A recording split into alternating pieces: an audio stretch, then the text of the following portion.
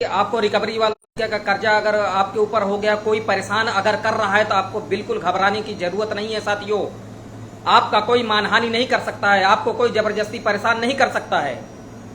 कोई भी हो, कोई बैंक वाला हो, एनबीएफसी वाला हो, साहूकार हो, दोस्त हो, रिश्तेदार हो, अगर आपसे आपने कर्जा ले लिया है तो कर्जा लेना कोई अपराध नहीं है। अगर आप टाइम पे कर्जा नहीं दे पा रहे हैं तो वो भी कर्ज टाइम पे ना देना भी वो भी अपराध नहीं है। ये आपने अधिकार को समझिए। कोई किसी का मानहानि नहीं कर सकता है साथियों, याद रखिए। जैसा कि मैं बता दूं, किसी भी तरीके का अगर आपके पास लोन हो गया है तो आपको घबराने की जरूरत नहीं है। चाहे वो पर्सनल लोन हो, चाहे वो बिजनेस लोन हो, चाहे सीसी हो, चाहे ओडी हो, चाहे क्रेडिट कार्ड हो, चाहे कार लोन हो, चाहे होम लोन हो, या किसी भी तरीके का लोन हो, आप चाहे साहूकार से लिए हो, चाहे रिश्तेदार से लिए हो, चाहे बैंक से लिए हो, एनबीएफसी से लिए हो, तो आपको घबराने की जरूरत नहीं है साथियों। आपको ना तो गलत कदम उठाना है। अगर आपके ऊपर कर्जा हो गया, आप कर्जा नहीं जमा कर पा रहे, तो हमारी टीम है, हमारी पूरे इंडिया में साइनवा चौधरी जी का टीम चल रही है। डिस्क्रिप्शन में नंबर दिया गया है, आप लोग उस पर जागरूक होइए। आपको परेशान होने की जरूरत नहीं है।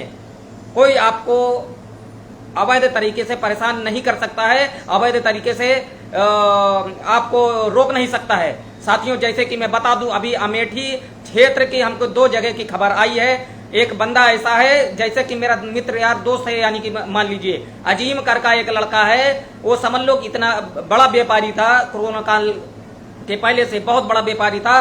2 ट्रक का मालिक था वो, और बहुत बड़ा समझ लो सीमेंट एजेंसी भी थी उसके पास। कोरोना काल के बाद, जीएसटी लॉकडाउन के बाद, गवर्नमेंट की गलत नीतियों के कारण उसका बिजनेस बर्बाद हो गया।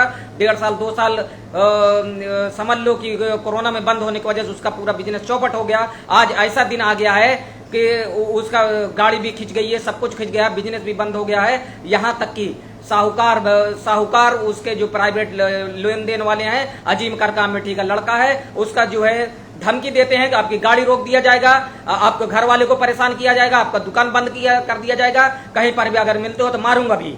ये समझ लो कि वो कम से कम साल 1.5 साल से इधर उधर भागा फिर रहा है। आज 10 दिन से मैं उसका जो है ट्रेनिंग दे रहा हूं और उसका फॉर्म भराया हूं। मैंने उसको आश्वासन दिया है, साइनवा चौधरी जी के पास भी डिटेल हमने भेजा है, आश्वासन दिया है आप घर छोड़कर न भागें और आप गलत कदम न उठाएं। यकीन मान लो, अगर 10 दिन से मैं उसको जो है डिटेल न लिया होता और उसका जो है साथ में न दिया होता, तो आज वो समझ लो एक आत्महत्या का वो भी एक कारण बन के आता। यकीन मान लो, इतना ज्यादा प्रताड़ित उसको लोग कर रहे हैं। घर नहीं जा पाता है बेचारा, रात दिन इधर उधर परेशान है, भटक रहा है, अपना बिजनेस नहीं कर पा रहा है। सोचिए, 1.5-2 साल से उसको परेशान कर रहे हैं। वो दुकान पे नहीं बैठ पाएगा, धंधा बिजनेस नहीं कर पाएगा, तो आपको उसको रिटर्न कैसे देगा। अब ऐसी नौबत आ गई है तो उसको बोलते हैं कि आप इसको करिए, नहीं तो आपकी बाइक उठा लिया जाएगा, आपके भाई को परेशान किया जाएगा, तुमको परेशान किया जाएगा, मैं घर में रहने नहीं दूंगा, मारूंगा भी। यहां तक नौबत आ गई है साथियों। अब बताइए, अब इसको जो है मैंने ट्रेन किया, अब इसको जो है पुलिस के पास जाना चाहिए, कंप्लेन करना चाहिए।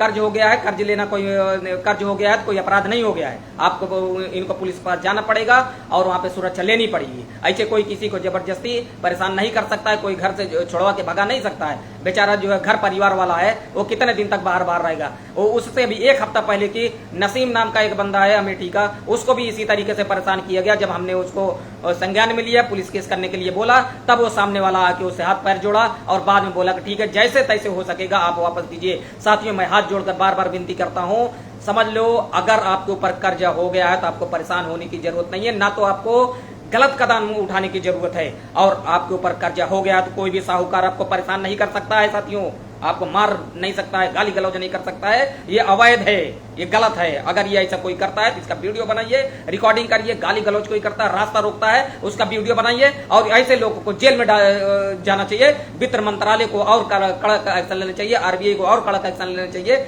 एक तो अवैध तरीके से 2-2, 4-4, 5-5%, 10-10% की वसूली करते हैं, उसके बाद रास्ता भी छेकते हैं। ऐसे लोग को तत्काल जेल में भेजना चाहिए, कार्रवाई होनी चाहिए।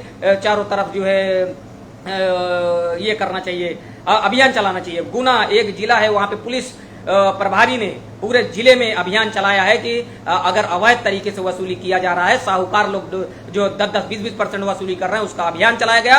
उस जिले की स्थिति काफी अच्छी नजर आ रही है। इसी तरीके से पूरे इंडिया में हर जिले में 29 प्रदेश में 29 प्रदेश में जो है हमारी टीम बैठी हुई है। हर जिले में एक एक प्रभारी है, वो जो है पुलिस को जाकर लेटर दें और हर जगह पे ये जो है अभियान चलना चाहिए। ये अवैध वसूली बंद होना चाहिए।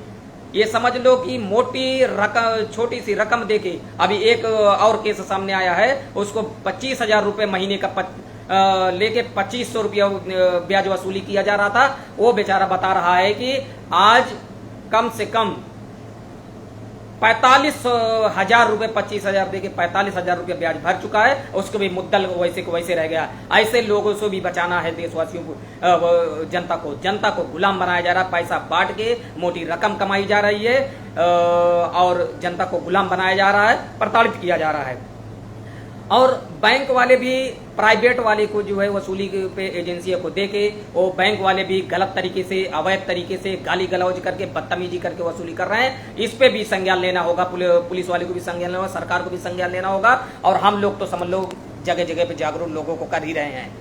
साथियों, कर्जा हो गया कोई अपराध नहीं होगा, आपको घबराने की जरूरत नहीं है। साथियों, 8 अगस्त को सैनवा चौधरी जी ने कैंप लगाया है रामलीला मैदान में, पूरा आंदोलन छिड़ा है। वहां पे वित्त मंत्रालय से वित्त मंत्री भी को इनवाइट किया गया है, आरबीआई गवर्नर को भी इनवाइट किया गया। वहां पे आ रहे हैं सैनवा चौधरी जी। जिसका कर्ज मुक्ति फार्म भरा गया है या नहीं भी भरा गया है, वो 8 अगस्त से पहले कर्ज मुक्ति फार्म भर लें, जिससे 8 अगस्त को रामलीला मैदान में पहुंचकर अपना सर्टिफिकेट ले लें। वो सर्टिफिकेट आपको संजीवनी की तरह समझ लो कि काम आ सकता है। साथियों, कुछ लोग पूछ रहे हैं कि सर वो सर्टिफिकेट मिलेगा, किस काम का होगा? तो मैं बता देना चाहता हूं, वो सर्टिफिकेट अगर आपको बैंक से कोई नोटिस आता है तो उस नोटिस के साथ लगा सकते हो, कोई रिकवरी वाला आता है तो उसको दिखा के बता सकते हो, अगर आरबीआई से कोई नोटिस आता है तो उसको भी बता सकते हो, कोर्ट से भी कोई नोटिस आता है उसके साथ भी लगा के वो सर्टिफिकेट आप बता सकते हो कि मेरा वित्त मंत्रालय में लेटर लगाया गया है, प्रधानमंत्री के पास लेटर भेजा गया है कर्ज मुक्ति के लिए। जब तक वहां से कोई जवाब नहीं आ सकता, हमको कोई परेशान नहीं कर सकता है। ये सर्टिफिकेट आपको काम आएगा साथियों, यकीन मान लो 101%। ये सर्टिफिकेट आपकी जिंदगी बचा सकती है। बार बार मैं हाथ जोड़कर विनती करता हूं साथियों, अगर कर्ज हो गया तो कोई अपराध नहीं है। घर छोड़कर इधर उधर भागने से अच्छा है आप डट के लड़िए, उनको बताइए, हाथ जोड़िए, पैर जोड़िए कि आप जब हमको मदद किए थे उसी तरीके से हमको 1 साल, 2 साल, 3 साल, 4 साल का और सजा टाइम दे दीजिए। धीरे धीरे करके आपका हम कर्जा वापस कर देंगे। लेकिन जो अनलीगल टाइप में जो है ब्याज 10-20% वसूला जा रहा है, उसको बंद होना चाहिए, किसी हाल में बंद होना चाहिए साथियों। और जैसे कि मैं बता दूं, कोई बैंक वाला हो, कोई एनबीएफसी वाला हो, कोई रिकवरी वाला हो, कोई साहूकार हो, कोई दोस्त रिश्तेदार या कोई भी हो, आपको परेशान कर रहा है, जरूरत से ज्यादा परेशान कर रहा है, तो आपको घबराने की जरूरत नहीं है। और वो आपको परेशान नहीं कर सकता, आपका वो मानहानि नहीं कर सकता है। ये अपने अधिकार को समझिए। जबरदस्ती कोई वसूली नहीं कर सकता है, अवैध तरीके से कोई वसूली नहीं कर सकता है। घबराने की आपको जरूरत नहीं है। जो लोग भी परेशान हैं वो परेशान ना हो, वो उनको परेशान होने की जरूरत नहीं है। उनका कोई मानहानि नहीं कर सकता साथियों। ऐसा कोई करते हुए पकड़ा जाता है तो उसका पुलिस केस कीजिए और उनको तत्काल जेल में जाना चाहिए। आप लोग को कोई भी चीज की घबराने की जरूरत नहीं है। सैनवा चौधरी जी ने छठ ठाना है, पूरे भारत को कर्ज मुक्ति बनाना है। 8 अगस्त को आप लोग रामलीला मैदान में पहुंचकर, अगर फार्म नहीं भरे हैं, भरकर वहां पर पहुंच के रामलीला मैदान में 8 अगस्त को अपना सर्टिफिकेट ले, प्रमाण पत्र ले, कर्जा मुक्ति का प्रमाण पत्र ले। अगर कोई परेशान करता है अपने घर पे वो प्रमाण पत्र लगा ले। और कोई भी साहूकार, एनबीएफसी वाला, बैंक वाला, रिकवरी वाला कोई भी परेशान करता है, कोई भी नोटिस आता है, उस सर्टिफिकेट को आप लगा दीजिए। 101% आपको राहत मिलेगी, 101% राहत मिलेगी। जल्द से जल्द फार्म भरें। 8 अगस्त से पहले फार्म भर के 8 अगस्त को रामलीला मैदान दिल्ली में पहुंचे और अपना सर्टिफिकेट प्राप्त करें।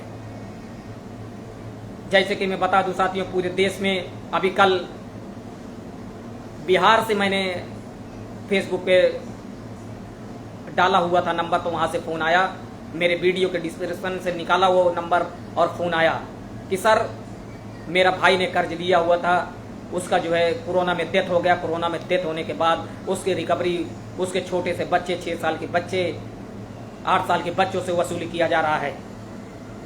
कम से कम मैं गवर्नमेंट को बता देना चाहता हूं, ऐसे लोगों का तो कर्जा 101% माफ होना चाहिए जिनकी मृत्यु हो गई है और उनके बच्चों से वसूली किया जा रहा है, जो अभी कमाने लायक नहीं है, उनका कोई सहारा नहीं है, वो समझ लो बेसहारा हो चुके हैं। ऐसे लोगों का तो कर्ज जल्द से जल्द और तत्काल माफ होना चाहिए और ये कार्रवाई होने से बचाना चाहिए।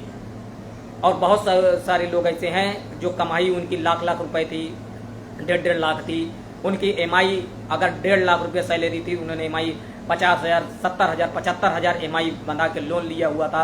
लेकिन कोरोना के कारण, जीएसटी नोटबंदी की गलत नीतियों के कारण, उनका बिजनेस व्यापार बंद हो जाने के कारण, नौकरियों से निकल जाने के कारण अगर वो कर्जा नहीं भर पा रहे हैं तो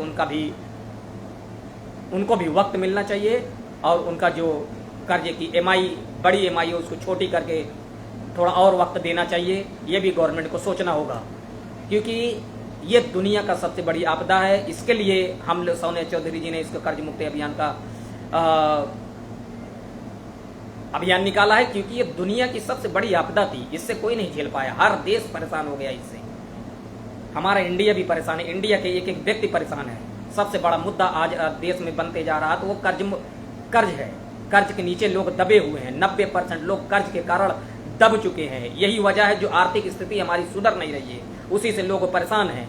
लोग गलत तरीके से वसूली कर रहे हैं, उनको पैकेज देने की जरूरत है, टाइम देने की जरूरत है। अगर कर्जा मुक्त नहीं हो सकता है तो कम से कम उनको साल, 2 साल, 3 साल जो भी टाइम मिले, अगर उनको टाइम मिल जाए तो उनका दिमाग संतुलन बराबर हो जाए। और दिमाग जब उनका धंधे में न लगेगा, कर्जे में न लग के जो दबाव प्रेशर है, वो प्रेशर जब दिमाग से निकलेगा, वो अपने घर परिवार के बीच में रहेगा, दुकान पर टाइम पर बैठेगा, टाइम से दुकान खोलेगा और जब टाइम से काम धंधा करेगा तो ऑटोमेटिक पूरे देश की स्थिति सुधर जाएगी। ये मैं प्रधानमंत्री जी को और निर्मला सीतारमण जी को बताना चाहता हूँ। यही कारण है जो आज कर्जे के कारण पूरी जनता दबी हुई है और हमारी ये आर्थिक स्थिति देश के दिन पर दिन खराब होती जा रही है और गवर्नमेंट को इस पे सर्च करना चाहिए। ये जो मैं बोल रहा हूँ यही हकीकत है, यही कारण है जो आज जो है पूरा देश कर्जे में और ज्यादा से ज्यादा डूबता जा रहा है। लोग आत्महत्या भी कर रहे हैं और कई सारे लोग का इसमें परिवार भी खराब हो रहा है प्रेशर के कारण।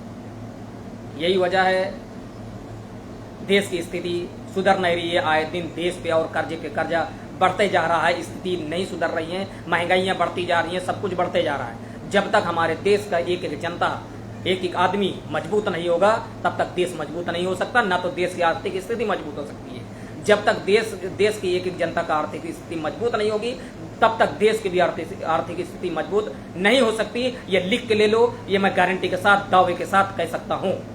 इसलिए मैं जो मौजूदा सरकार है उनको मैं बता देना चाहता हूँ, आप लोगों की गलत नीतियों की वजह से जीएसटी गलत तरीके से लग गया, नोटबंदी गलत तरीके से लग गया और गलत तरीके से लॉकडाउन होने के कारण अचानक सब कुछ बंद कर दिया गया।